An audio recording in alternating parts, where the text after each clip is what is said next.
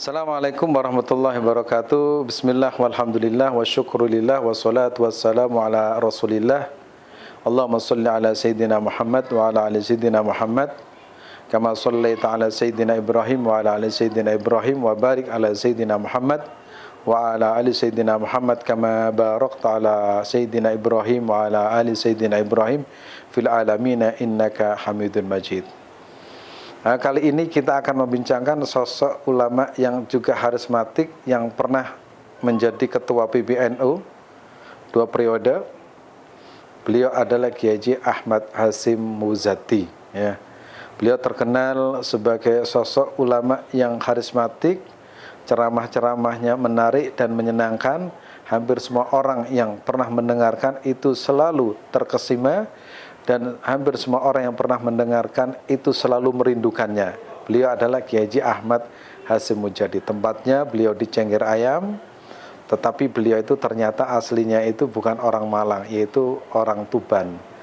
Jadi pernah saya sampaikan beberapa kali bahwa ternyata yang ada di Malang itu sebagian besar itu bukan asli kota Malang. Ternyata dari pendatang, dan kemudian Malang itu menjadi sebuah tempat untuk membesarkan mereka karena ilmunya, bukan karena apa-apa. Tadi saya sebutkan Kiai Haji Ahmad Hasyim Muzadi ternyata aslinya dari Tuban. Kiai Haji Muhammad Thalha Hasan, Menteri Agama zaman era Gus Dur itu juga dari Tuban. Kemudian Kiai yang karismatik Kiai Thohir itu dari Bangil. Mertuanya Kiai Hamimuddin itu ternyata bukan juga dari kota Malang, tapi pendatang.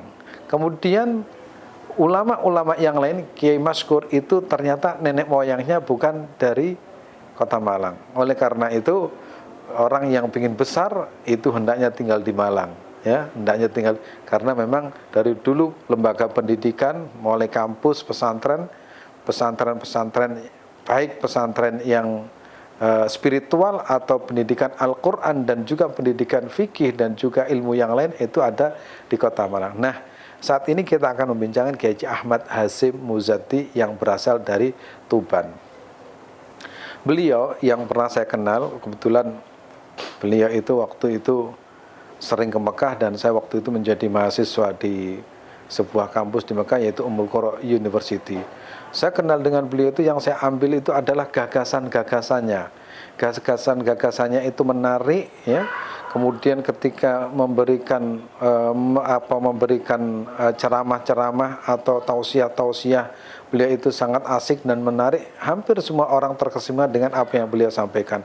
Ternyata salah satu gagasan beliau itu tentang kebangsaan, yaitu menjaga Indonesia, di mana Indonesia itu ibarat rumah yang harus dijaga, dan yang menjaga Indonesia itu adalah ulama. Nah, apa yang menarik dari beliau? Nah, apa yang saya ceritakan ini adalah fakta, dan itu saya sendiri mengalami dengan beliau saat saya berada di Mekah Al-Mukarramah. Ternyata Kiai Hasyim Muzadi itu datang, dan kebetulan saya dengan teman-teman di Mekah itu salah satu penggagas Sekolah Indonesia Mekah yang di bawah naungan Al-Ma'arif. Tapi Al-Ma'arif ini Al-Ma'arif yang dibuat yayasan di Mekah Al-Mukarramah. Nah, saat itu Kiai Ahmad Hasyim Muzadi, karena waktu itu beliau menjadi ketua PBNU, beliaulah satu-satunya atau mungkin orang yang membuka apa? Membuka PCINU, ya, pengurus cabang istimewa Arab Saudi.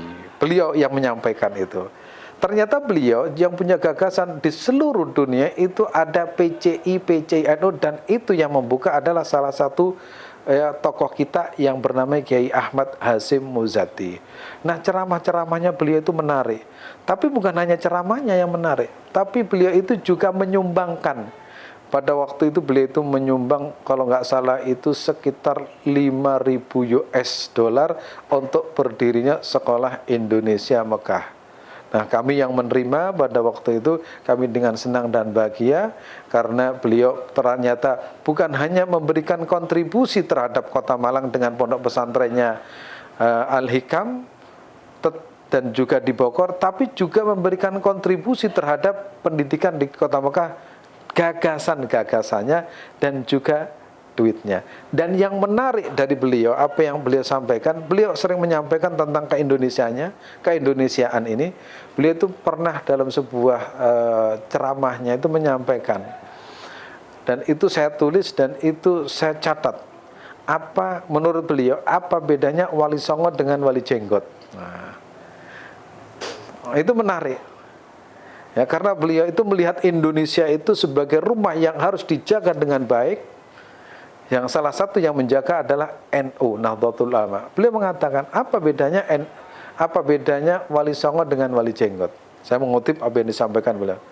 Kalau Wali Songo itu orang kafir diajak masuk Islam, orang yang tidak kenal Tuhan diajak mengenal Tuhan, orang yang tidak kenal Nabi diajak cinta Nabi, orang yang tidak bisa ngaji diajak agar bisa ngaji. Intinya orang kafir bagaimana diajak menjadi Islam. Itu menurut beliau.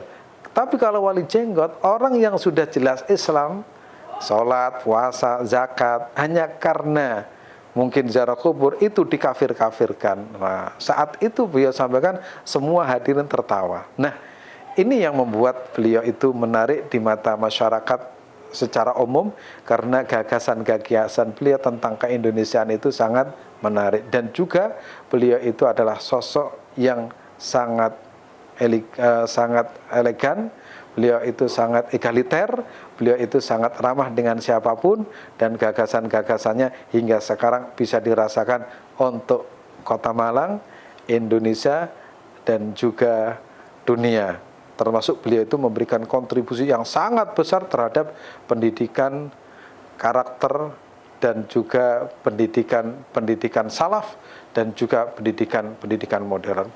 Juga beliau pernah menyampaikan tentang kriteria orang-orang beragama, kriteria orang yang ingin menghafal Al-Quran. Hampir semua karya beliau itu bermanfaat, dan juga gagasan-gagasan beliau itu membumi, dan juga pendidikan yang beliau bangun baik di Kota Malang dan Bogor itu betul-betul memberikan kontribusi yang sangat luar biasa. Ternyata beliau asalnya bukan dari Kota Malang, tapi dari Tuban. Mudah-mudahan ya, sosok yang saya ceritakan ini, Kiai Haji Ahmad Hasyim Mujadi, menginspirasi kita untuk menjadi lebih baik, dan juga sosok-sosok yang lain. Dan mudah-mudahan kita semua kelak ya, kalau kita tidak bisa menjadi seperti beliau-beliau, mudah-mudahan di antara keturunan kita ada yang mewarisi ilmunya mereka. Terima kasih. Wassalamualaikum warahmatullahi wabarakatuh.